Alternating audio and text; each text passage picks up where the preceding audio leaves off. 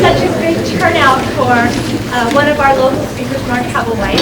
I'm Lori Young. I'm the director of the Wilderness Institute, and this is the Wilderness Expeditions Lecture Series, Journeys in Conservation, Wilderness Expeditions, Journeys in Conservation. This is the fifth speaker of the series, actually the fourth speaker of the series, and there are 3 more speakers to come. And I'd like to invite you to pick up a schedule on the table on your way out tonight, if you don't already have a schedule for the entire series. Our next speaker is Paul Alabak. He'll be speaking next Tuesday about environmental change in Northeast Alaska, Southwest Alaska.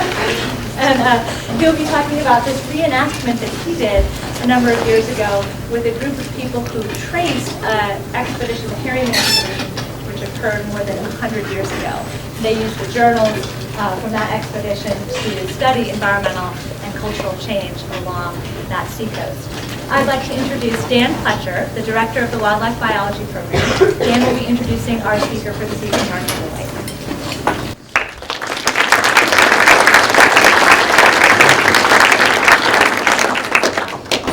Thank you all for showing up tonight. I don't know how many of you already know Mark Habblewhite or have heard him speak, but once you do, you will realize that he's not from around here. I got to do it.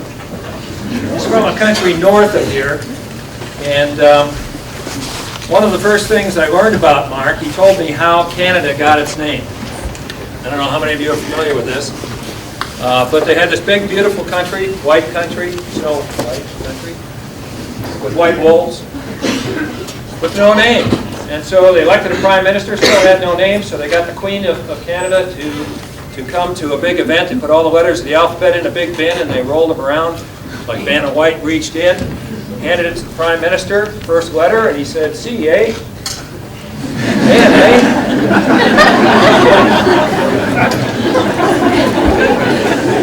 Well, it's my pleasure to introduce Mark. I think it was in December of 1996, I could be off by a month or a year. I had a call from a colleague who was working up in Banff, Paul Paquette, who told me that he had this really good potential graduate student who he thought would do a great job at the University of Montana. He was brilliant. He was one of the best field workers he'd ever seen, and he told me he didn't think I'd ever be able to get him out of the field. And certainly the field has been good to Mark. And he went on all these superlatives, and I said, okay, now tell me the rest of the story. And he said, well, it probably won't make any difference to you, but Mark likes to talk. And I said, well, what do you mean talk? And he said, well, Mark really likes to talk. And so the next day, I think it was, I called Mark and I listened for quite some time. He came down to the University of Montana and we talked some more. Well, one of us talked. And I decided that he'd make an outstanding graduate student. Mark worked on wolves for his master's degree up in Banff National Park. Did an outstanding job, and I've been meaning for a long time to do a little bit of research, but I think that Mark published more articles in peer-reviewed journals out of his master's degree than anybody else, certainly in wildlife biology at the University of Montana. He went on from the University of Montana up to the University of Alberta to do his PhD, continuing work on wolves and elk. I had a call from his prospective advisor up there, Evie Merrill, and she asked me all sorts of questions, and I said, yeah, he's brilliant, really loves the field, great writer.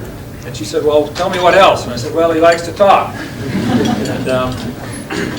And so it worked out real well. I've known Evie for a long time, and she sure appreciates the time that she spent with Mark as well. Mark publishes in a variety of different journals. He publishes in the mainline wildlife journals. He publishes in the best ecological journals. He publishes in some of the theoretical journals. He gives lots of talks to public audiences. He gives lots of interviews to the press, magazines, television. And so he's very good at getting out the results of his research to all sorts of audiences, from the scientific audiences to the lay audiences, which I think is fantastic. Wes Markham, who's sitting in the middle of the room here, retired a few years ago, and we had the opportunity to search for a new faculty member to specialize in many of the same fields that Wes specialized in, ungulate habitat work. And we advertised internationally, as we do. Mark had just finished his PhD and was competing against lots of other folks from around the country and some international, like Mark. But he came out definitely on the top of our search. Even though he had just completed his PhD, he had more publications than any of our other candidates. One of the things when you are a professor, and a faculty member, and a teacher that you really get to appreciate is the quality of some of the students that you get to work with. And every once in a while, one of them gets to be a colleague down the road. And I'm very pleased to say that I feel extremely fortunate to have Mark Hebblewhite as part of our faculty in wildlife biology at the University of Montana. His topic tonight is 10 years tracking wolves in the heart of the Canadian Rockies, conservation lessons, and wilderness science. Mark Hebblewhite.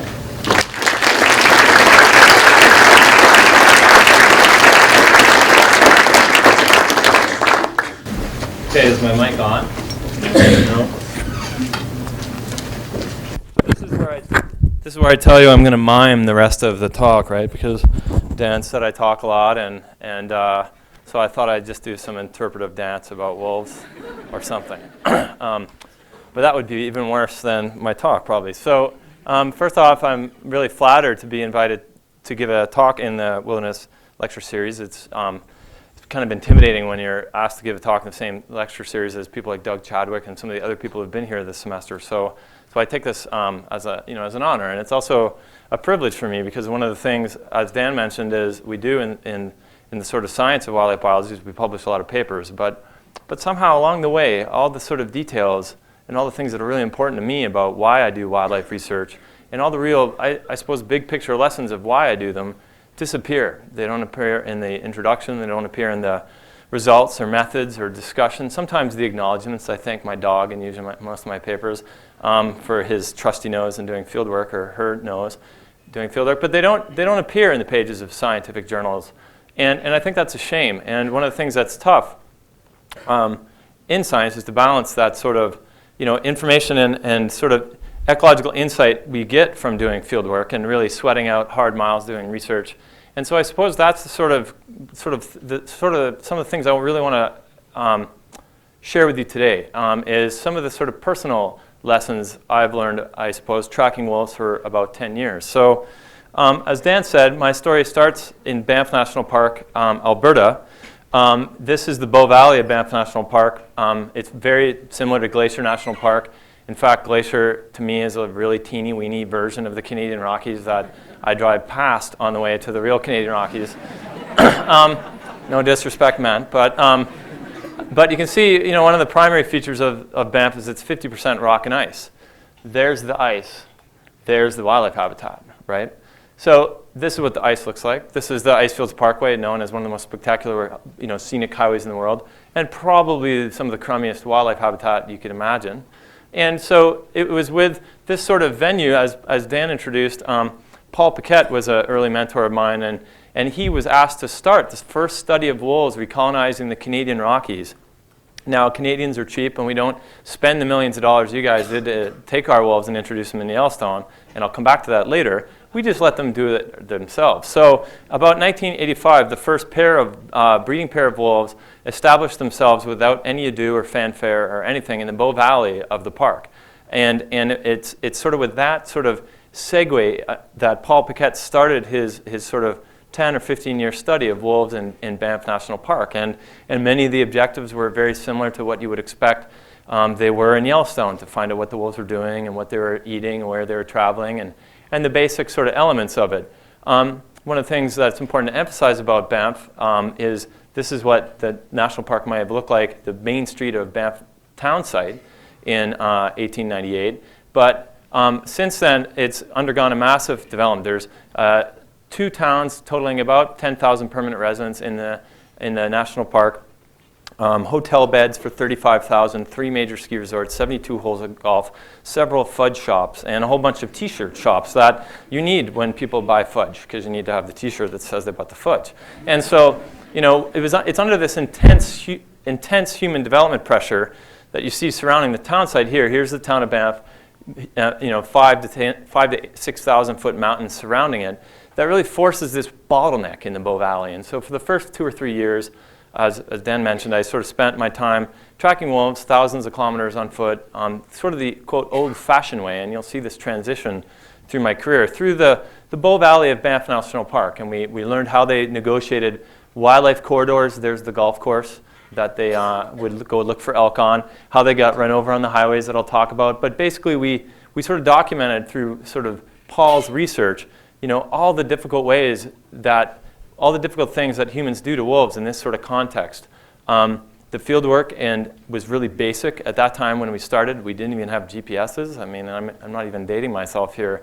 I'm not even that old, and we didn't have GPSs. We just drew lines on the map and followed the wolves and saw what they did. And I still think to this day, one of the biggest privileges in my life has been to spend literally about 6,000 kilometers tracking wolves on foot and skis throughout these areas. And there's no substitute for any data in the world that can tell you what wolves do from doing that. I had help, as I mentioned. There's only one way to know something more about wolves than to track them yourself is to track them with a dog.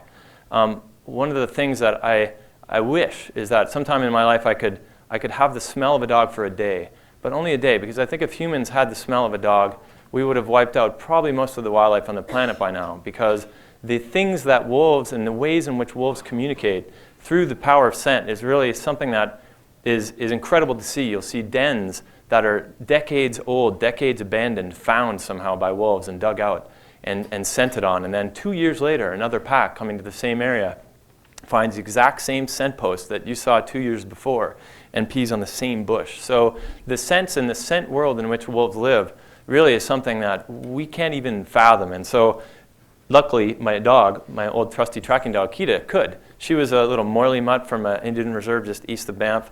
And so tracked, and in some of the most idyllic years of my life, traveled with me every day by helicopter, plane, you name it, boat. I mean, she even had her own little earmuffs for the helicopter to keep the sound vibrations out. And this was probably one of her last tracking trips where I had to stuff her in my backpack on day 9. And so she, sort of exited the field with grace. But through her eyes, I learned so much about wolves. I tracked them in the winter. This is one of the first packs I sort of got to know very well, the Cascade Wolf Pack. There was 18 wolves in this pack at that time, and we took to the air that I'll talk about later too, to try and determine their numbers and find when they were missing. And really the story sort of starts here about this one pack that I'm going to talk about, the Cascade Pack, with this wolf named Betty. So now that's kind of a point of discussion amongst some scientists. Do you name wolves? Do you give them numbers? Do you give them tattoos?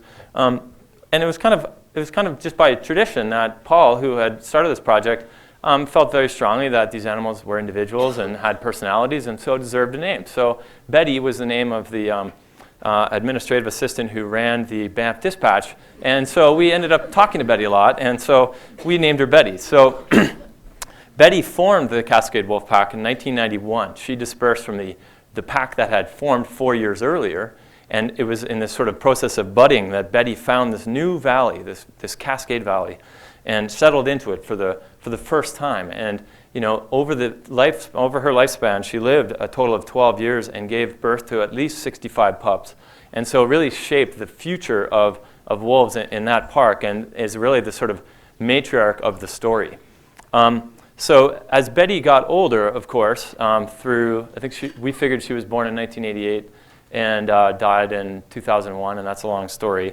But she basically became less and less active hunting, and you can see she's kind of moved, and we'll see examples of this again, from being a completely black wolf to a gray wolf. And so as Betty sort of waned, there's a new wolf that came into the story, the daughter of Betty, that we called Alpine, because we caught her with a helicopter from Alpine Helicopters. So, not very imaginative names, but it's really the sort of daughter of Betty that I sort of focused a lot of my research on in this Cascade Pack. And so I'll sort of, come back and talk about Alpine and her life a little bit. Alpine had a sister named Palliser, and this is the helicopter. There you go, Alpine, right? And there's our wildlife veterinarian Todd in Banff National Park. Now, one of the things that was amazing about this wolf, Palliser, she's a 125-pound female wolf with an empty belly. So, I mean, these are big guys who are bigger than me. And just to give you a sense of the size of this wolf, we figured that when we caught her, she was the alpha female, just because of sheer size. And so, we sort of tracked them through the air, and this is a lake many of you may have seen on the back of the old Canadian $20 bill, Moraine Lake. We tracked them through the national park again, back into the Bow Valley, and then they sort of left, heading across roads. And so over the first few years in the Bow Valley, most of my time was spent documenting the negative effects of the roads on Betty. This is a picture of Betty here. In the Bow Valley, we found wolves really liked roads. Roads are easy to walk on. That's why we drive on them. And yet one of the things wolves aren't very good at on roads is avoiding being killed. And so most of the wolves, wolf mortality at this point in the study, we found 20-30%, about 10 to 20% annual mortality was road kills. And this story here was particularly poignant. So we got called out, my partner and I, sort of field research partner, and I got called out at 6 in the morning to respond to a pack of wolves had breached the fence. So the Trans-Canada Highway has been fenced to try and protect wildlife from getting run over on the road. And we received a call that the entire Cascade pack was running around inside the fence at 6 in the morning, right? So somehow we were supposed to remedy this situation at 6 in the morning without coffee. So we sort of zoomed out there. And by the time we got there, most of the wolves had figured out holes underneath this fence, which of course had holes every couple hundred meters. But we watched this wolf bounce off the fence like a ping pong ball and basically get run over right in front of her eyes at about 7 in the morning, along with another one of her pack mates. And so as we drove back into town, Dana and I, dealing with this, and it was very emotional. It was one of the first dead wolves I had picked up on the highway. We drove by and had to gas up at the near the park superintendent's office. And so for about 10 minutes we had this debate. We thought, well, this would be appropriate to go dump this dead wolf in the park superintendent's office as a sort of sign that maybe there's something wrong here. And at the end we chickened out of it, and over the next couple months I think I picked up in this particular rash of this particularly bad summer, about 8 dead wolves got run over by highways, including the entire litter of this pack. And that was one of those wolf pups that I picked up was on the tail end of a date. So that kind of went very badly. The date, I'm covered in wolf blood, and see you later, I guess. Didn't work out. So, but it had a really powerful effect. I was fresh out of my undergrad, and these were wolves. I was very privileged to be studying wolves, and these wolves are getting run over on the highways. This was terrible. And so, we sort of, it really burned in my mind just how wrong this was. And there was a lot of advocacy that went on at the time, basically, Parks Canada should try and do something better about the wolves.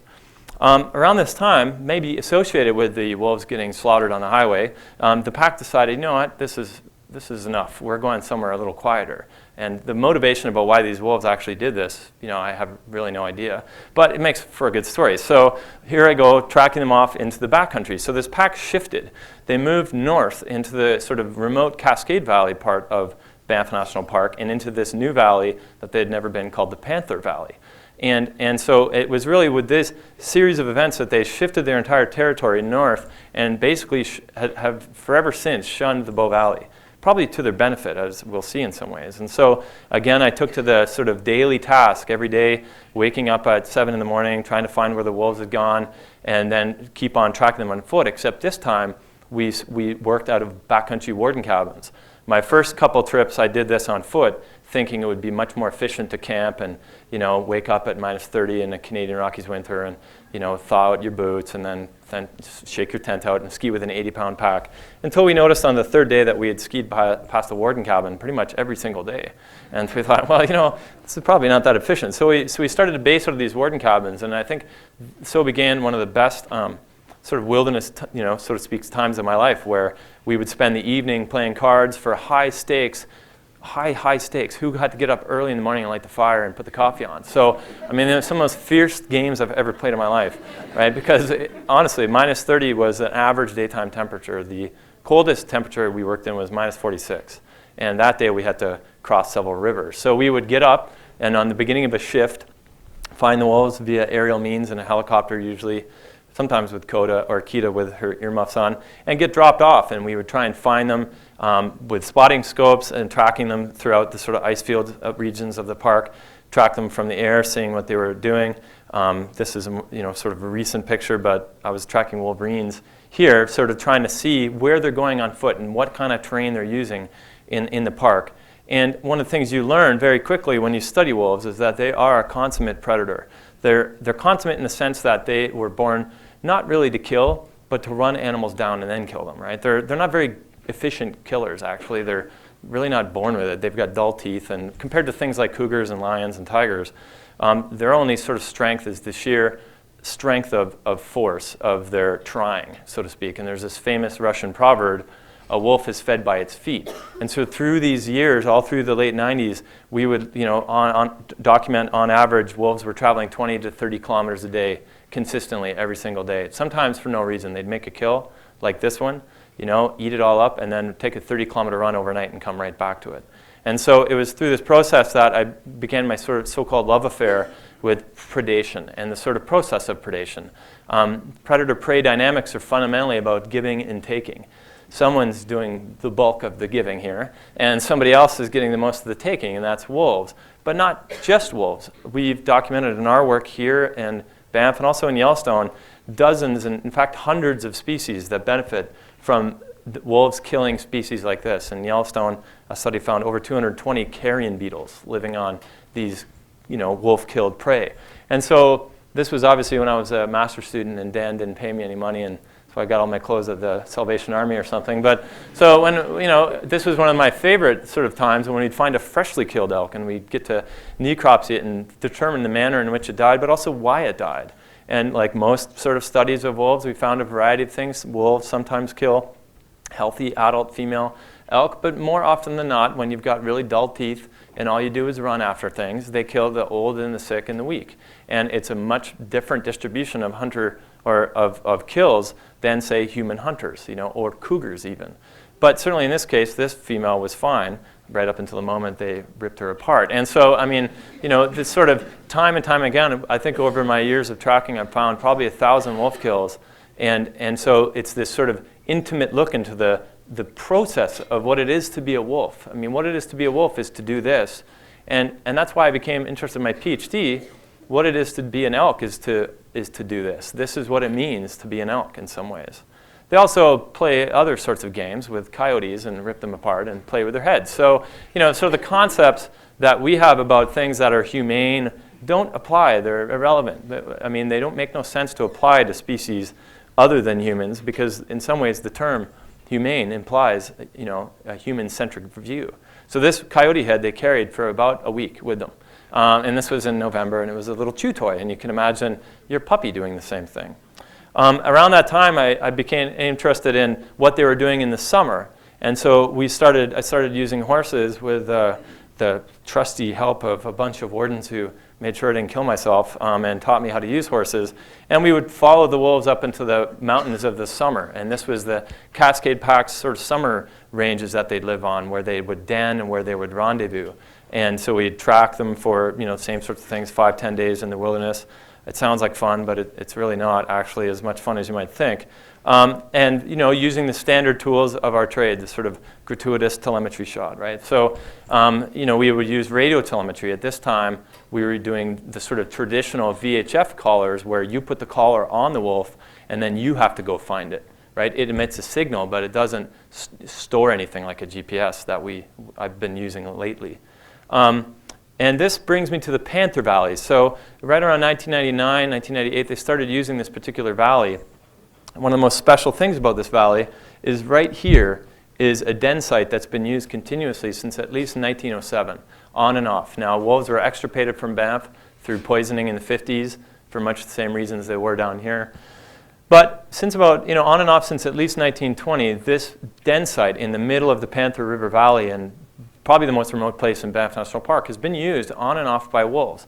And it's one of the most incredible sort of systems. It's very Arctic. I've worked in the Arctic on wolves, and it's very Arctic in that it's a very open den site. wolves have a commanding view of the whole valley, and they can see animals coming and going. And because they can see you there, you're not going to surprise them. They knew full well I was here. There's a wolf like right in the back there that had been watching me the whole time. I knew the wolf was there. I wasn't like looking for it over there.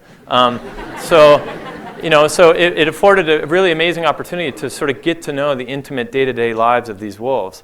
And so it was through tracking their movements. I would camp on the other side of the valley, and then in the morning get up and try and figure which way they went and try and chase them down on horses. And it sounds easy, but I mean, there's almost no way except GPS collars or planes to keep up with the wolves when they're hunting.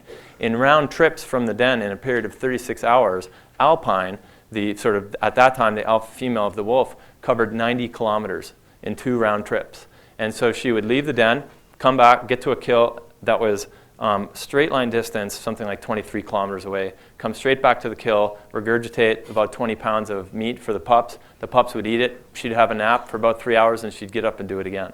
So the sheer magnitude of their daily travels and their capacity to move blows me away. There's no such thing as the wolves of Paddy Creek. There are wolves that use Paddy Creek and almost half the valley south in the Bitterroot. It's nothing for wolves to cover 30, 40 kilometers in a night. And around this time, enters a new player into the play. And so, in some ways I thought of another title of this, Young Men and Wolves and Fire. But it would have been a pretty sort of preposterous title and obviously a ripoff of somebody who's much better writer than I am. So Banff National Park, unlike the U.S. National Park Service, in some ways recognizes that humans lit fires, and there's evidence that humans lit fires historically, and the exclusion of fire has negative impacts on national park processes, so they have a very strong prescribed fire program. And so, while the means might differ versus Native American use of fire, the sort of effects of fire are the same. And so, at this time, right around 1999, it was the end of May 1999. Parks Canada lit a fire, a prescribed fire, about 10 kilometers west of the Panther River Den site at a place called Windy Cabin. So this is the corral at Windy Cabin. There's some sheep that hang out with the horses in Windy Cabin. And it's a black and white picture, so it's hard to tell, but all this right behind the cabin is burned.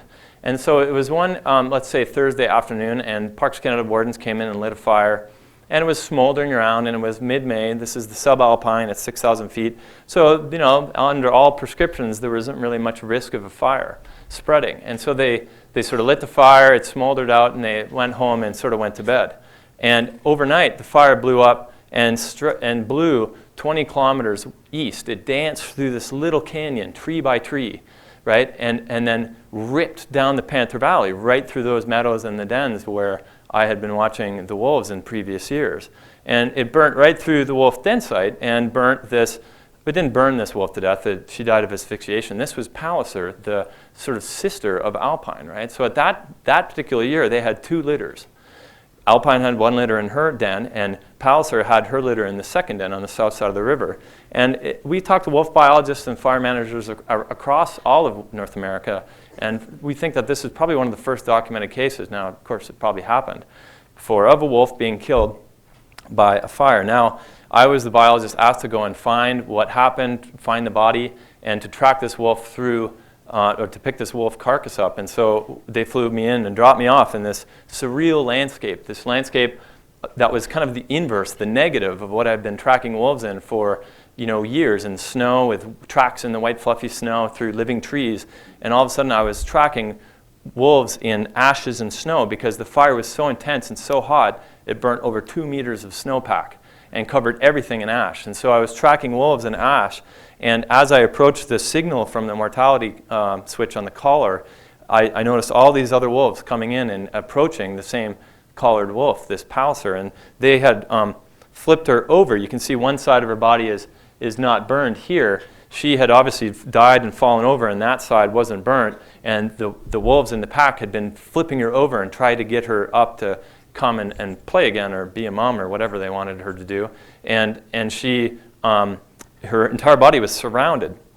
And it was a very sort of powerful experience. The smell of death was in the air. It was It felt like I was in some otherworldly place. And it was at this time, I mean, obviously I had the same sort of emotions I felt when I picked up the dead wolves on the highway in the Bow Valley. You know, somebody had to be blamed here. It was someone's fault. Those stupid park managers burned this wolf to death. They lit this fire, and then they went home at 4:30. And I was mad, and I was young and mad. And those are sort of two dangerous things in some ways. And as I was sort of trying to come to terms with this, I looked up, and there was a white wolf in the burn, about 30 to 40 meters away, looking at me. And so obviously I'd been watched the entire time, sneaking through this burn. Who am I thinking? Who am I kidding? And this wolf was looking at me. And I think one of the most powerful things about wolves is their ability to evoke emotion, right? They're very evocative. And you often hear people, and you'll hear different stories of the same person seeing the same wolf. And the wolf was bloodthirsty. It was going to attack me. It was killing me. It was going to love me. It was going to lick me to death. It was my brother. It was all these things, you know. And really, I think wolves are great mirrors of ourselves. And yet, at that time, with all the anger and sort of blame I felt and guilt for my entire race of burning this wolf to death, I didn't really feel anything. It was really interesting. There was a really blankness to the stare of this wolf. It was as if the wolf just wanted to see what I would do. And so, you know, eventually the wolf left, and I put the dead wolf in my backpack and went back to the Bow Valley, where we got very mad at the park superintendent and called him all sorts of names and made a big stink. That's the superintendent there. You can tell because he's the slimy-looking one, right? So, right? That's how you spot a park superintendent. So we, you know, me and some of the wolf, at the time I called us wolf hippies. The wolf hippies sort of caused these problems for the park. You know, you bloody park people, you killed these wolves, your stupid fire program, it's terrible, et cetera, et cetera, et cetera. You can imagine the protests that would happen in Missoula, for example, if something like that were to happen. And so, you know, into the sunset I went. So with this sort of burning hatred of Parks Canada, so to speak, I zoomed back into the backcountry, tracking wolves to see what they did, right? And I found the same sort of things. I tracked them through the park, through the cold. This day was minus 30. It's amazing the camera worked, into alpine habitats, killing sheep and goats. And one of the bummers about working in the wilderness, there's no bridges. So, you know, you typically end up having to wade. I think one day I waded the river 11 times. And, you know, you're faced with problems of, on day 12, your binding breaks, and all you have is a tack shed and some horse equipment. So it was kind of back to the sort of fun part of the job, not dealing with all these park managers and politics and all these complex questions that I hadn't actually solved at the time. And we took to the air and sort of found what the Cascade Pack did. You know, this was also one of the funner parts of the job. Seeing what they did from the air, being able to keep up with them, really gave me a bird's eye view over the years of what wolves do. For example, here's all 8 wolves coming down the Panther Pass. These are switchbacks so steep that your hand is like this as you're hiking up, and these wolves were sliding down this chute. They covered 1,000 feet in about 10 minutes, you know, even the slowest ones. It looked really fun, actually. I mean, that's where I also am an avid skier, so I would often figure out really good lines to ski in Banff. And so we would keep track of them, what they were doing in the Panther Valley. We know here's where they bedded overnight, and here's where they were moving away from their beds. We would see how they hunted, right? Here's the Panther Den I told you about, is just down here, and the wolves were suntanning here, and they had a bunch of elk split in a bunch of different groups. Another time I did the same telemetry flight, or different telemetry flight, in the same thing. The wolves were bedded here, and they had 8 elk pinned on these cliffs, and they were just sitting there. And we checked on them, and we went and checked something else. We came back 3 hours later, and they were still there. So patience, wolves are. And so I kind of went back to the sort of same rhythms of seeing what wolves were doing and what they were killing. And so it comes back to the story of Betty and Diane. So at this time, Betty died. And her boyfriend, who we called Stony at the time, named after Stony Creek, also died. And it's kind of an interesting story. Betty up and died at the age of 12. It's kind of a long story how she died. But Stony, we actually found his carcass. And upon necropsy, couldn't find any reason why he had died. He was 7 years old, in the prime of life. Betty had a real fondness for younger men. She was about 13. And she went through alpha males like that. It was really kind of fun to watch, actually. And sometimes several in a year. So, and we couldn't figure out, we never did find why Stony died. Todd, our veterinarian, really kind of went like this and said, well, maybe he died of a broken heart. And you know, it's sort of these sorts of stories, when you get to know wolves, you sort of, again, this principle of evocation, we sort of, you know, ended up thinking of them as you know, emotive, emotional beings. Alpine became the alpha female, taking over from Betty, and like the rest of us, I think, aged over time. This is the same wolf The only difference is that's what it looks like after 7 years of hunting and killing elk with your teeth. So it's stressful, just like for the rest of humans. We age and we get gray as we age. And so I took to the air again and found out, well, what would happen with the new pack structure? Betty had died. Would Alpine be able to hold it together and keep her troops together? It's not that fun doing area telemetry. Our pilot, I sort of am a bit impervious to this, but our pilot has a website called the Barfing Biologist webpage. And you can see photos of this kind of thing there. And we took to the field again in the summer to try and see what the wolves would do. This is a park warden I've worked with for a long time, Cliff White, who's a third-generation Banffite. And I'll come back to this later, but it really offers a kind of unique view on these systems. And so this is that same panther den right there. And so I would camp here about 800 meters away, and at night they'd come by and pee on my scope and stuff. And so they obviously knew I was there, but in this way I could learn about the pack. How many pups had they had? Who was the alpha male? Was he going to last longer than the other ones? I mean, so to try and figure out what was going on with the pack. And of course, the cycle of life renewed again, and the spring came, and even after Betty died, Alpine gave birth to a nice litter of pups that spent the summer playing with this hot air balloon that came in from somewhere. It was their favorite play toy at the den site, actually. One of the things about having such an open den site is it attracts visitors. And so this was a grizzly bear that, the wolves had made a kill in the valley, and the grizzly bear thought that it would be a great idea to come in and steal the kill. And so here's them sort of trading shifts, right? So they would come in and steal. And at this point, we started to get a bit more sophisticated. We thought I'd spent my summers trapping wolves with foothold traps, and that's a bit inefficient, and there's lots of risks involved with it, although you'll see this doesn't really solve it. And as the wolf pack grew and started ranging over 2,000, 3,000 square kilometers, we thought we'd try new ways of catching wolves. And what happens is you get up in a helicopter with this net gun, fly over it, and shoot the net on the wolf. And in this sort of form of capture, one of the advantages is you don't need drugs to immobilize a wolf. This was a wolf then that ended up coming into the Cascade pack later. This was an adjacent pack. We called this wolf Pinoca, which in Blackfoot means elk. At this point, I was starting to toy with the idea of numbering wolves, so he was also wolf number 65. He was 155 pounds, and probably the second biggest wolf we caught. And you don't have to immobilize him. You just have to be very quick at sort of getting that duct tape off, right? So, and the duct tape doesn't look very nice, but it's minus 20 and it doesn't stick. And so I had, in some ways, I had started to make this transition as a young scientist spending hours and hours in the field to one managing incredibly huge data sets and laptops and hardware and software and tens of thousands of dollars of moving parts and windows, and had started to feel a bit like I was starting to lose something in this sort of trade-off. The other thing that catching wolves by helicopters does is crash the odd helicopter. Wolves are hard on anything. They're hard on collars, they're hard on equipment, they're hard on probably on relationships. They're hard on many things, and they're also hard on equipment. And so you sort of encounter these challenges as you're sort of dealing with this risk. As I grew and as I was developing into a PhD student, I started to feel like this sort of my desire for data was starting to sort of starting to enact a certain cost. A cost in terms of the potential risk to human life, but also the cost of chasing wolves. And there was one particular day when Alpine had been wearing a GPS collar for a year, and the GPS collar failed, and we needed to get the collar off because it had all my bloody PhD data in it, and I needed the damn thing. And how this works with the net gunning is that I go out in the fixed wing, find the wolves, and then circle, and then call in the helicopter, and then the helicopter stays low and catches the wolf, and I keep track on them while they're down low, just in case the wolf sneaks away.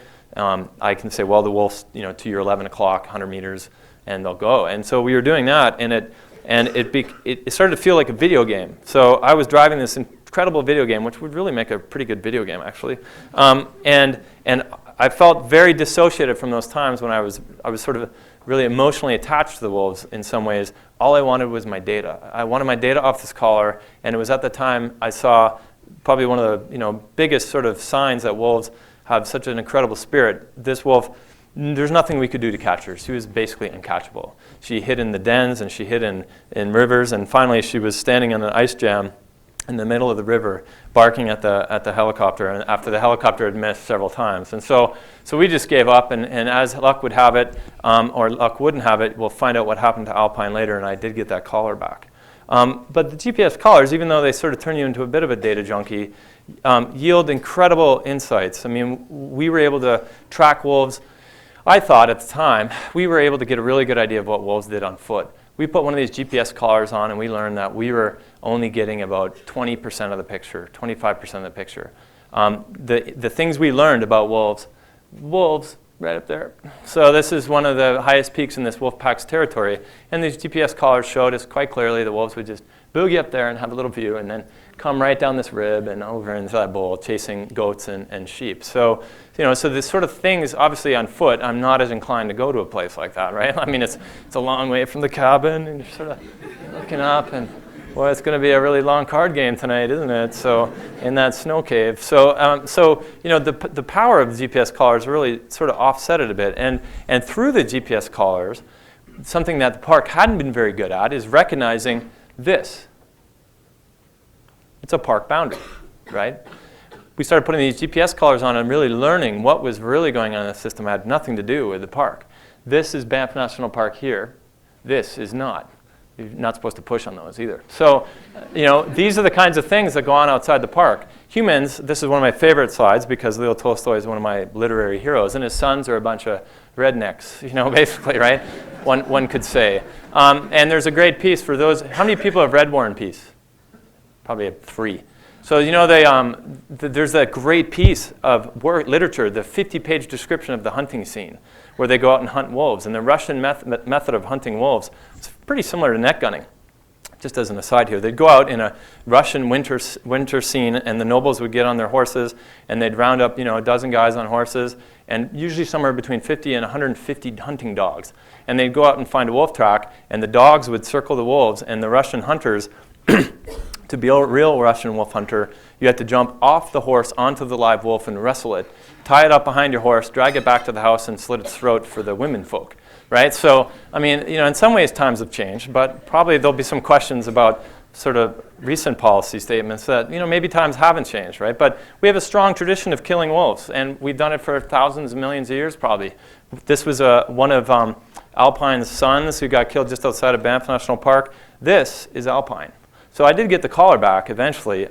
She was killed just as she left the park boundary by a really nice guy who was a third-generation trapper who worked the park boundary, and every winter went in with his sons and trained them a little bit about how to kill 1 or 2 wolves a winter. And so I did get my collar back in this way, but it was sort of a little unsatisfactory. One of the other things GPS collars allowed us to start to do is study some of the mechanisms of rarity. So this is a woodland caribou, the most endangered species in Banff National Park. There's 5 of them left, right? This is 3/5 of the population. And what they spend a lot of their time doing is trying to avoid wolves. And throughout all of the boreal forest, actually, we see this incredible trend recently of woodland caribou populations. About 2/3 of all the known populations are declining. And even in places like Banff National Park and Jasper National Park. This is the Angel Icefield in Tonquin, in the Edith Cavell Meadows in Jasper National Park. And this really is one of the main reasons our GPS collars allowed us to find these are 2 wolves, that is 1 caribou, or formerly known as a caribou. And it's bigger than the park. The reasons why this dynamic is occurring really has nothing to do with the park itself. That over here are protected parklands. This obviously is not. This is a moose factory. If anybody doesn't know what a moose factory looks like, this is what a moose factory looks like. The moose densities in this region, I'm trying not to be too sciencey, but there's a lot of moose. I'll just leave it at that. Here's another sort of picture of the eastern slopes, much north of Jasper, that in Alberta are undergoing an assault of oil and gas exploration and seismic activity. Now, what does this look like? This is my only sort of remotely sciencey talk here. Here's the Cascade Pack's territory, right? It doesn't really matter all the names on here, right? This shows what cut blocks look like in the region. This is the eastern slopes east of Banff, right? It shows utility corridors, pipelines, and power lines, stuff like that. Well sites, this is out of date. There are now 11,000 well sites. Roads, 7,000 kilometers of roads. This is a 17,000 square kilometer area. and the sort of pièce de résistance seismic lines, right? So there's 28,000 linear kilometers of seismic lines. So these wolves were coming out into this area, and the dynamics of what were going on in the national park were basically swamped by what's going on everywhere else in the world. And it's these seismic lines, in some ways, that kind of tell an interesting story. They're like highways in the bush, right? The boreal forest and mountains in some ways, especially the boreal foothills, they're kind of murderous to walk through, actually, if you have to walk 20 kilometers a day through them. It's kind of horrible. And wolves, they're no dummies. They're just like us. They drive up and down them. They don't have ATVs. We have ATVs. We ATV up and down here. And the idea is that these caribou are declining in some ways because of the ways in which humans have modified landscapes at the scales of tens of thousands of square kilometers. This is caribou habitat, right? And that's what we're doing to protect caribou in some ways. So there's an ongoing wolf control program just outside the national parks in Banff and Jasper, where in the last 2.5 years, 3 years, they've killed over 300 wolves with aerial gunning and poisoning. And here's the same guys who catch some of our wolves. And the irony here is that these wolves are the descendants of the wolves that were reintroduced to Yellowstone National Park. So one thing that I like to sort of talk about that people here in the US don't really think about often is that when you guys had the great idea to introduce wolves into Yellowstone, there wasn't a jurisdiction in Canada that wasn't offering you thousands of wolves. There was people lining up, national parks were coming down, and sort of provincial managers, do you want some wolves? We got 100. Do you want 100? You get 200. We could give you 200, 300. We'll give them to you for free. We'll package them up. We'll put them in shipping. UPS, you can have all the wolves you want. The wolf reintroduction in Yellowstone was socially licensed wolf control, really. I mean, it was one agency, Canada, who hated wolves and really don't like them that much, sending them to another agency, you guys, who wanted them. And so, you know, I just find it interesting in some ways that we've allowed development so much outside of our national parks this is the sort of solution to the problem for an endangered species like caribou. And this is wolf number, I think, 6 in Yellowstone, probably related as a half-sib or something to one of those previous wolves that I just showed you. So a tale of two wolves on different sides of the border. So again, all this is rather dark and gloomy, right? So, you know, all this sort of stuff we found out outside the park. Wouldn't it be nice if we could just work in the park? So I went back to the park and rode my horse around and got chased by grizzly bears and things like that. And got back in my plane and flew, and, you know, Alpine had been killed. What would happen now? And who would take over the wolf pack, this Cascade wolf pack? They shifted dens a bit. There's a denning system all through this meadow, further up the Panther away from the lower valley. And again, my story takes me back to Banff National Park. One of those wolves, one of the sons, so to speak, of Alpine, came back to the Bow Valley, right? So why on earth would a wolf want to come back to this horrible infested place with bad ski resorts and really terrible golf courses and have to deal with roads again, right? And yet in the intervening 5 or 10 years, you know, we had learned quite a bit about wolves and roads and wildlife, and the national park, that same vilified superintendent, had spent about $30 million retrofitting this section of highway and putting up, you know, $1.52 million wildlife overpasses, right? So fencing highways, and the entire Trans-Canada Highway is just about fenced throughout Banff National Park now. And this is what one of these looks like from the ground. They're $2 million. We sort of joked at the time you could get McDonald's to sponsor it, right? So like Golden Arches, you know, brought to you by sort of. And lo and behold, here is one of the descendants of Alpine, this wilderness wolf pack that shunned civilization, merrily going about, you know, his business, running up and down these overpasses, not getting killed by roads anymore, and, you know what, doing just fine. And so, you know, this was sort of another chapter 10 years later, revisiting the sort of stories of carnage on the Bow Valley, to come back and see, well, you know, somehow these wolves had made a living there, and maybe it wasn't so bad. And so I went back to the Cascade and the Bow Valley, or the Panther Valley again with my long-time friend in Parks, Cliff White, and here's our trapping equipment. It's a long story, but you use this forked stick to basically distract the wolf while you inject it. I could demonstrate later maybe. So, and we would set up again to try and watch at the den site. Well, what was happening now? Alpine had gone. Who had replaced Alpine? How would she fare? And it takes me back to fire, much in the same way that I've come back to understanding 10 years later things have changed in the Bow Valley. Things had changed with fire. Of course, we know certain things about fire. Fire, good, right? Fire renews habitat. Fire burns nasty old decadent lodgepole pine and other things like that, and creates abundant forage for many of the species that need it. This is the old densite mound, which I saw Stony and Alpine and Betty play on many times. This is the entire slope that burned right over Palliser and burned her to death 10 years later, right? Of course, there's new tracks at the wolf den site and new pups in the den. And so as I sort of sat there watching activities at this den, and this was in 2005, I think, maybe 2003, we saw that she had had a number of pups. And the same trapper, it's funny, at this time, I lived in a rural town, Sundre, the same trapper who killed Alpine, I met him in a grocery store. I was buying bananas or something mundane. And there he was yelling and screaming at me about how many wolves there were in the park. And I had just come back from seeing the daughter of Alpine, granddaughter of Betty, with 8 pups. And it pretty much ruined his day, actually. So this was a particular guy, who really wanted to trap wolves because he didn't like them. And so the very fact that he hadn't actually succeeded didn't really make him a very happy camper. And so the wolves went on doing their things. And here is wolf now number 85, or Nokomis, depending on which way I was leaning at the time. And there's a long story about Nokomis, too. Of course, she's the mother of Hiawatha in the famous poem. But there was an old-time warden who had spent the 1960s, who I met. And this is kind of an interesting story. I met him in a coffee shop in Victoria, BC, that he now ran. And we told each other our stories, and history had repeated itself. He had worked in this valley in the 1960s when there were supposed to be no wolves in Parks Canada in Banff National Park. And in some ways, that was because the wardens had an active policy of shooting any wolf they saw at the time. But not Bill. Bill Waslenchuk, owner of Cairo Coffee in Victoria, had a different sort of view on this. He saw wolves recolonize the Panther Valley and never told those nasty park superintendents about it. He didn't want them mussing up with his valley. At that time, things were a little simpler.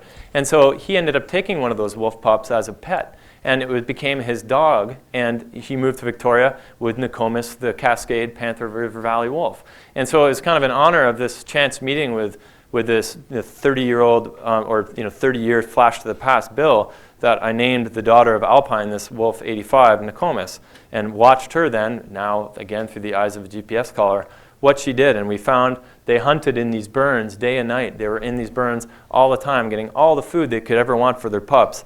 It made it really tough to travel to try and see what they were doing, of course, because everybody who's traveled through burns know that there's lots of downfall and deadfall. And I had a particularly tall horse that year, which made it really even worse for snags. And this was when I was doing my PhD, and I became interested in really understanding the effects of fire on vegetation. And so we do what scientists do. We measured it. We put down quadrats and looked at how much food there was. And this is exactly what we found. We found that this same fire that 10 years earlier, when I was a much younger and angrier Mark, had sort of renewed the sort of process of ecosystem change and sort of grown vegetation and forage and food for the mule deer and elk and bighorn sheep that this pack now depended on to feed those 8 wolf pups.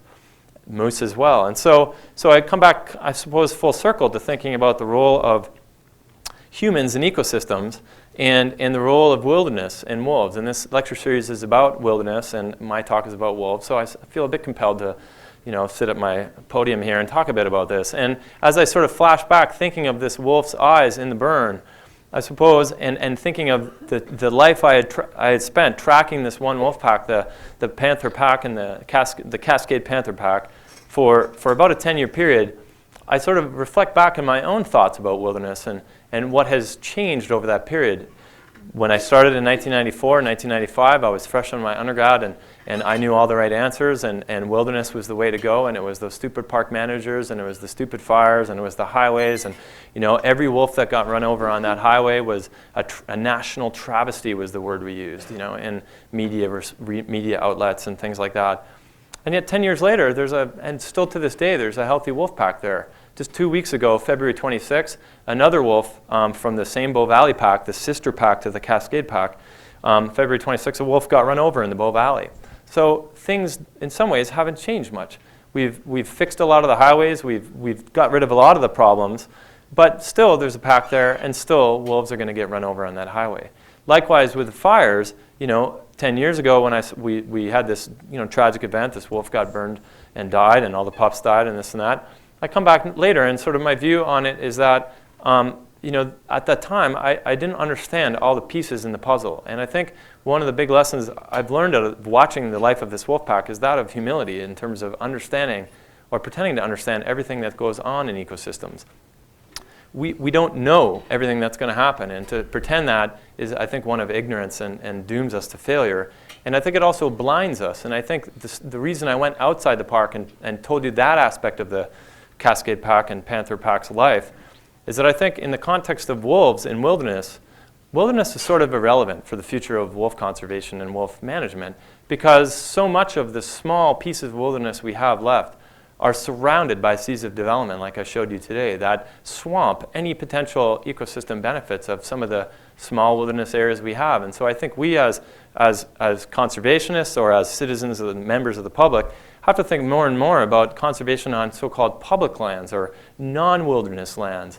And in fact, I'm not alone. One of the best ecological thinkers of our time, Mike Rosenzweig, a very prominent theoretician, sort of, has figured this out mathematically. It's, a bunch of equations. I thought it'd be a little nicer to tell you a story about wolves. So I think, those are the sort of stories, I suppose, that as I've traveled from being a sort of and it's not like I'm really old, so I think I need to get a bit more gray hair before I pull this off. But as I've traveled from being an undergrad fresh out of a wildlife biology program in Eastern Canada, and basically a suburban youth, to sort of, having a little bit more sort of experience understanding how long these ecosystem processes take to change and the role wolves play in them, I guess I've learned a little bit more humility and a little bit more faith that wolves and the systems that they live in have a lot more resilience to the things we throw at them in so-called wilderness areas than they do outside the wilderness areas. So with that, I think I've used up my 130 slides, and I'd be happy to answer any questions.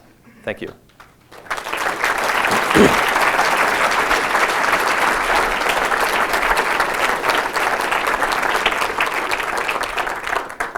Right, no questions? Okay, thanks. Yeah. Certainly, I can't understand why there'd ever be any questions about wolves, right? But yeah. I definitely enjoyed your speech, and I admire your much respect for the wolves. With the fences along the roads and the overpasses for the game and the wolves and crossovers, does that fragment the population and the old trails that they used to travel? Does it interrupt that quite a bit? Yeah, that's a very good question. The question is about the sort of, I'll paraphrase, the negative effects of fencing the highways, right? So highways have a number of effects on wildlife populations. One is direct, like we run them over and they become the flat cat or the, has everybody heard that roadkill cafe joke? Anyway, so, so we kill them, right? So that's a negative effect, and quite often we think that's the worst. So we fence a highway and we get rid of that negative direct effect on wildlife. But by fencing the highway, one of the things that we've done is then we've introduced an indirect effect, right? We've fragmented the movements, and as you said quite eloquently, the sort of old ways that animals used to move around landscapes. And so we've introduced another level of human disturbance on the landscape. And the one story with this Cascade Pack, the year after the fence went in, the Cascade Pack refused to go through any of the wildlife underpasses. And I glossed over a lot there, but that's one of the main reasons we think they left the valley, is because the elk figured it out. What do you think the elk did? Yeah, they crossed the road, right? And so they're on the south side of the highway, on the other side of the underpass, and the wolves are on the north side of the underpass, and they were looking at each other, and the wolves would not cross through the underpass. And so in some ways, we had quite a dramatic effect on that ecosystem. Now, the question, what's worse? A bunch of dead wolves on the road, or having, some wolves in the population, but these negative effects, it's a tough question. But one of the things we've seen over time is those initial hesitations by wolves to use those underpasses has waned. All the species that have been studied in Banff, except wolverines and lynx, grizzly bears, wolves, have become more and more accustomed to those kinds of overpasses. And again, it's kind of like a time thing. When those overpasses first went in, we were like, oh, these suck, it's stupid, nobody's ever going to use them. And time has taught me that, no, animals can adapt, and it's like a generational thing, right? So, yeah. So, no, in the back? Yeah. Do you know if wolf corridors, trails, whatever, were taken into consideration when they built the overpasses? Yeah, so I would say maybe. So the highway twinning occurred in various phases. And phase one was, yeah, this would be a good spot for an overpass, like right there. So, and then as Parks Canada built more of them, we learned, right? Oh, well, no, actually that was a lousy spot for that $1.5 million structure. Maybe we should put it somewhere else, right? Maybe we should do a study first. And so, so now it's a seamless integration of sort of, science of how animals move, landscapes, and where do we put and do wildlife mitigation.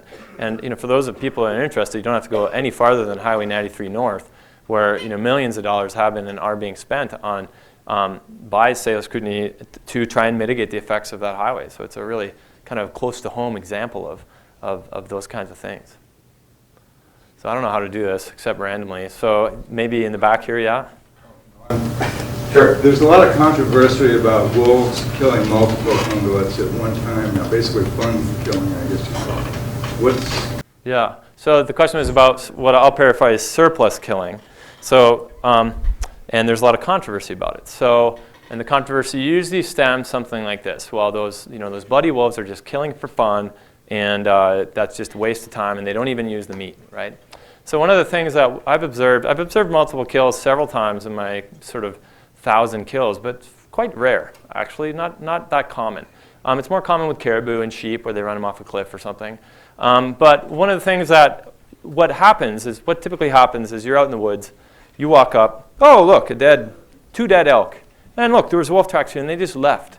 Those bastards, they just killed these elk and they didn't eat them and this and that, right? Well, where do you think the wolves are? Well, they've gone around and they're over there, and as soon as you leave, they're going to come back and finish off the kill. And that's one of the things the GPS collars have really allowed us to see. They revisit kills throughout the winter. And they know in their territory where all the dead animals they've ever killed are. And it's kind of like a freezer, especially in the winter, It's kind of like, well, just leave this one on ice and we'll go and get a fresh one. And then if we're out, we'll come back and get it. So I think the controversy about surplus killing doesn't really have much factual basis in terms of actually the real meat of the matter is people think that they're just wasting the elk, and they're not. But I think the other sort of social issue is the sort of perception that wolves are taking our prey or our ungulates. And that's one of direct competition between humans and wolves. I mean, humans and wolves have competed for large ungulate prey, over the last 10, 15,000 years, and I think it's kind of culturally ingrained in some ways. So we can't really get out of that when we hear those stories of, all the million reasons why, wolves are bad kind of thing, and that's just one of them. So, good question though. Yeah, maybe over here. When you had a tracking dog, were there any problems with either wolves avoiding or encountering you of your dog? Yeah, so that's a good question about the use of the tracking dog. I glossed over a lot. One of the main things we would always do is find where wolves were and backtrack. So I was always walking backwards on wolf tracks. And the main point is that to avoid, if I'm really fast, I'll eventually, bump into some wolves. And so that's one thing we would always do to sort of minimize any negative effects. And in terms of negative effects of the dog attracting wolves, that certainly was never the case. And in terms of any sort of lingering effects or lasting or long-term or subtle effects, obviously I don't know for sure, but I think over the 10 years we tracked this pack, I observed, a number of things where they'd pee on her scent marks and she'd pee on theirs. And I mean, I think there was just some sort of understanding that this is another dog thing. But certainly if Kita was not with me, there's no doubt that, eventually she would have got ripped to shreds by them. So, I mean, that's what wolves do, like the coyote. Maybe in the back, yeah? What do you attribute the small population of woodland caribou in Banff? Is it because it's an isolated population surrounded by clear cuts? So why are there only 5 caribou in Banff? So the maximum number of caribou was usually about 25 to 30.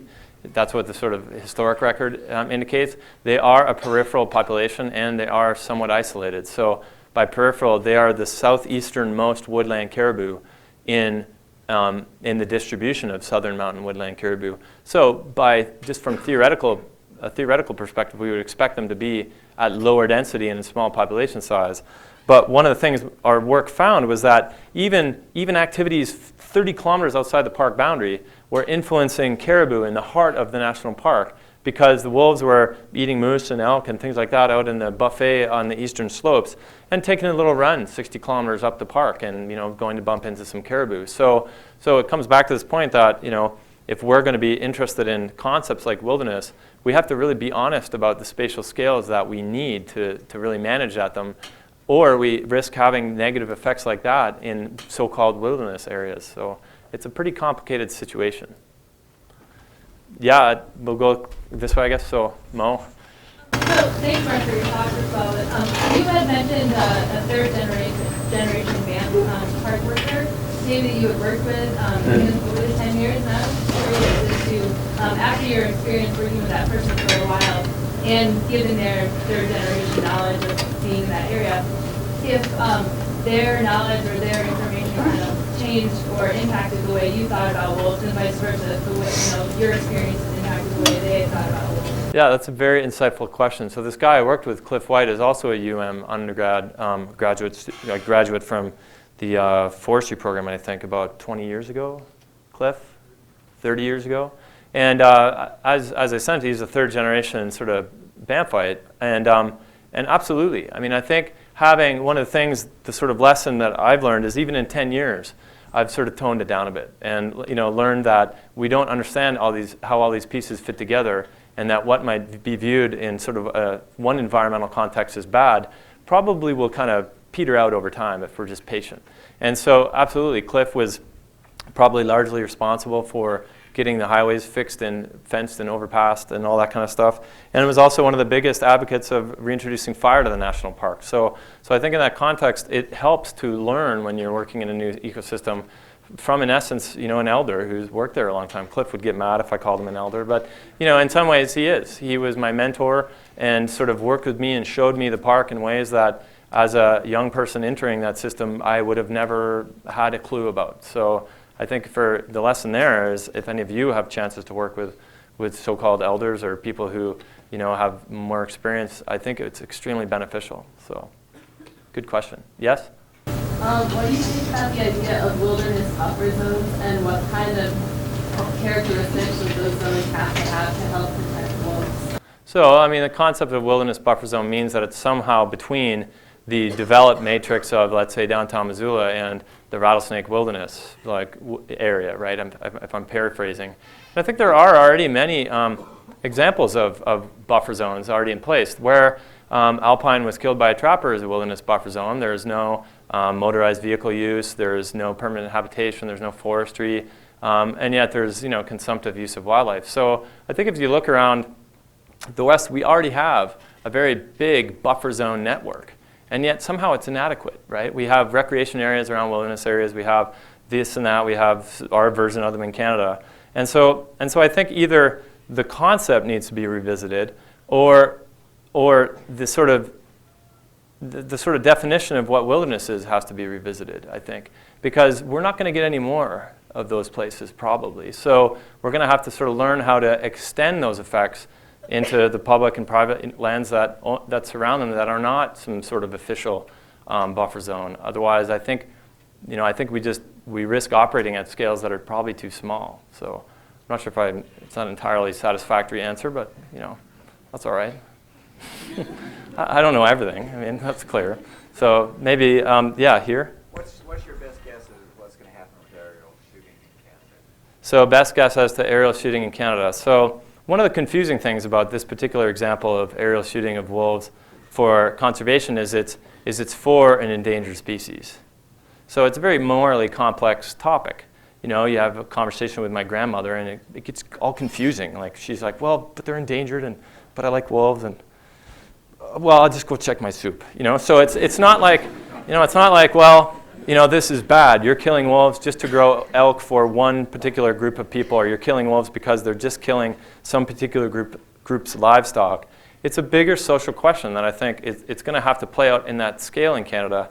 How do people value caribou, and how does that trade off against how do people value wolves? We as a nation, and down here you guys are in the same boat, and there's even more aggressive predator control actions occurring in northern Idaho on some scales, or historically about cougars, because cougars there are the same sort of situation with caribou. We sort of have to ask those bigger questions of us as a society. When is it okay to kill 400 wolves over the next 20 years to keep 60 caribou alive? I mean, that might be quite difficult quite a difficult answer. And in fact, the answer to that question doesn't really have much to do with science. And it's not really, I think, a scientific question or one that's answerable by a study. It's one that's answerable by discourse and a good ethical inquiry into the value of species like wolves and caribou. And I don't know if I have the answer to that. It's kind of my number one question right now. So, yeah. What about what you're saying, was that fall under the European folklore about wolves? Like in your opinion, who's afraid of the big bad wolf? Yeah, so I think I see the question, the comment was about, the European view of wolves or who's afraid of the big bad wolf. And maybe I'll just use that as a launching pad for an idea here, is that, one of the things, and one of our colleagues, Ed Bangs, who's the sort of U.S. Fish and Wildlife Service wolf recovery coordinator for the region, he wants to retire as soon as wolves are delisted, which might not ever happen, but he wants to retire and then study human psychology. Because in his 20 years working on wolves, he's learned more about how weird we are as a species than about wolves. Wolves are pretty much always wolves and do the same thing. But we as humans have this incredibly complex and rich relationship with wolves that comes from, I think, as you said, the European Eurocentric view that wolves were our competitors. We watched them on the fields of Sorbonne and in Napoleonic wars, scavenging carcasses of humans. And there are records of human attacks of wolves in Eurasia and Europe. So that's our sort of Western ancestry that we bring to the perspective, and the sort of stories of the big bad wolf and the three little pigs and all these kinds of things really is our cultural legacy about how we perceive wolves. And I can think of no stranger relationship than the contrast of the relationship between people who really hate wolves and their dog, right? They are the same thing in some ways. So I think that what we see in terms of the media and a lot of the controversy about wolves has nothing to do with wolves. It has to do with sort of cultural and social and political ideology and its sort of relationship to wolves. It's a very insightful comment. Yes, maybe on the stairs. I know wolves are very social, so I was wondering what kind of effect almost random hunting or trapping has on the pack dynamic, if any. That's a very good question. So what effect does hunting have on social animal like wolves? So up until about 2 years ago, I would have said nothing. So in terms of the scientific literature, that what you just said is known as a very famous hypothesis, the Gord-Haber hypothesis. So anybody who's a wolf person in the crowd knows what I'm talking about. But so Gord-Haber suggested the exact same thing you did, and he worked in Denali National Park, where people had studied wolves for since the 1950s, since the Murray's time, and Haber made the case that these wolves had lived in an unbroken lineage and sort of chain and family tree ever since Murray's time, and that killing wolves in this random way really had a negative impact on the pack. And so it was sort of put back to him, well, measure it, right? And that's what we do as scientists. We measure those things, and yet in this case it turned out to be kind of intangible, and there was no measurable impact. But about 2 years ago, a study was published that showed there is a sort of temporary negative effect on the packs, on the per pack growth rate, right? So when you kill, let's say the alpha male or alpha female of a pack, that can cause a little confusion for about a year, and then, a little less than a year, and then things are back to normal. So because most harvest happens in the winter, right, how this manifests is that there's a whole bunch of confusion, and come spring, the pack doesn't den, right? It doesn't produce pups. Or somebody who's really young and inexperienced produces pups and is a crummy mother and hasn't figured it out yet, right? So that's the way, and yet it's a very subtle effect. It's we're talking, not a very big impact on a population level. So I would say there is some evidence that actually happens, but its effect, it's kind of still a bit uncertain. So good question though. Yes? The photo you have, the white wolf, one of your stories was you were eye-to-eye, you were fearful of any of the wolf? That's a good question, actually. Never. So a few times I've done stupid things like crawl into a den with wolves in it. I've also stumbled into a pack of 18 wolves on an elk carcass with no clue that they were there, and they all fled instantly. And I think it was when I was in the den with the alpha female that I think I probably could have, really, I should have been scared probably actually, but I'm pretty skinny and I just scurried out of the den, and so did she. So, I think never actually have I ever felt, any sort of feeling that I could ever be attacked or harmed in any way. I mean, I've also been treated and charged at by grizzly bears, and so I know the feeling. It's not that I'm really dense. I can sort of, I can recognize that mortal fear. But no, No. Good question. Maybe if, yeah? There's a perception that there's too many wolves in Montana, and this has spurred a lot of recent controversy. What's your opinion on that? So the question is that there's a lot of recent controversy that there's too many wolves in Montana, and so I would say too many wolves for what, right? So, I mean, you have to sort of come back to the objectives and the sort of perceptions of the people who are saying too much. Too much for crossing the highway, like when I drive, there's too many wolves and they're blocking traffic. I mean, no, that's not the objective. And so really the main issue is there's too many wolves for, and the one that was just in the newspaper on Saturday is there's too many wolves for my deer and elk tag in the fall, right? And so, I mean, I think this is going to be the issue in the next 10, 20 years in the post-delisting era, is how state management agencies integrate, and they have to, the management of ungulates and their predators like wolves. And I've heard statements that, well, we're not going to let wolves manage our ungulates, we're going to manage ungulates. And the sad thing is that wolves are much better at it than we are. And so they do it 365 days a year, and they do it in very subtle ways that we don't even understand yet. And so I think we do need, as a sort of profession of wildlife managers and scientists and biologists, to really start thinking better about, well, how do we manage ungulates? Because up till now, the de facto way we've managed ungulates is to look at the long-term average number of ungulates in a wildlife management unit and say that's the average. And so we set our harvests based on that. And if wolves are recolonized, they are a predator. They will have complex effects anywhere where they don't have no impact on prey populations to where they reduce prey to very low densities. And some of my research has shown that. And so if you have set your harvest objective to be based on the number of long-term elk in a system where you don't have wolves, logically, you're going to be under objective in a post-wolf system. And so there are going to be calls that you need to kill wolves to get back to your objective. But for those of you paying attention, that's a logical tautology, right? Because you've defined the objective to be the number of elk in the system in the absence of wolves, and now you've got wolves. And so to get back to that objective, you're going to have to kill wolves to get there.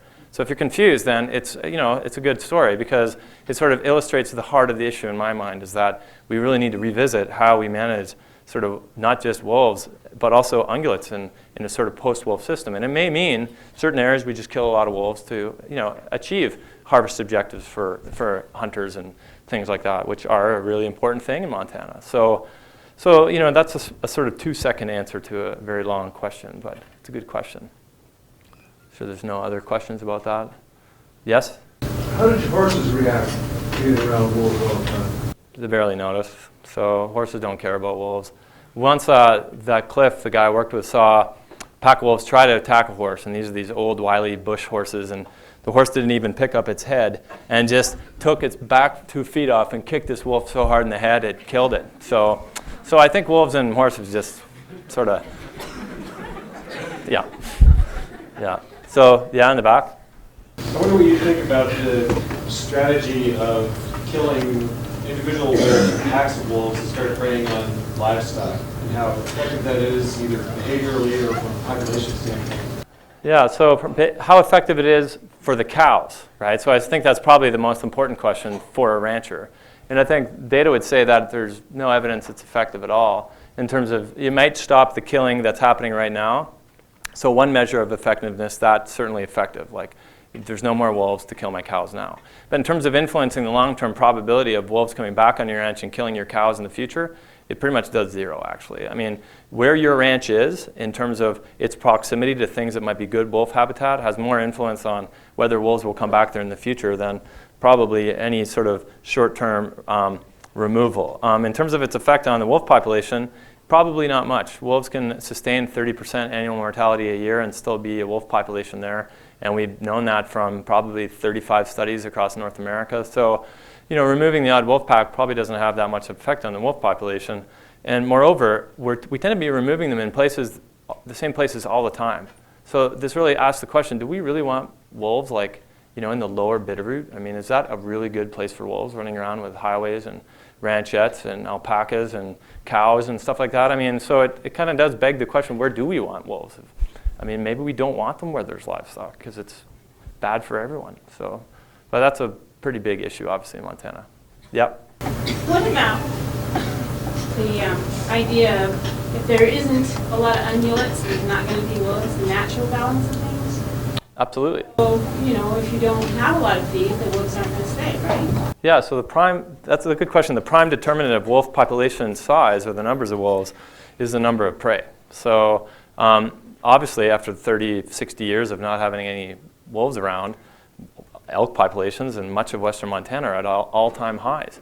In fact, back to the earlier comment, many of them are over-objective. Now, it sort of behooves the question what the objective is, but they're sort of over-objective. And so, in those regions, would it be a bad thing if wolves set up shop and cleaned up some of your over-objective elk? I mean, probably not, right? But now the actual devil is in the details.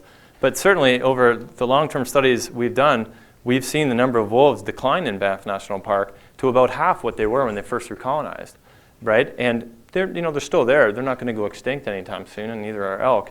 And elk are still there, and if people were able to hunt in the park, they'd still be able to hunt elk, but there would probably be less of them. So that is, you're right, one of the most important dynamics affecting wolves. We have time for one more question. One more question. Was there? Oh, over here. Sorry. Yes. You can. I'd like to see your stick subdue technique. Oh, I figured that'd be Giles, eh? Well, I can show you later, buddy. So I'm not going to show you that. So anyway. Okay. Well, thank you very much. Yeah. What?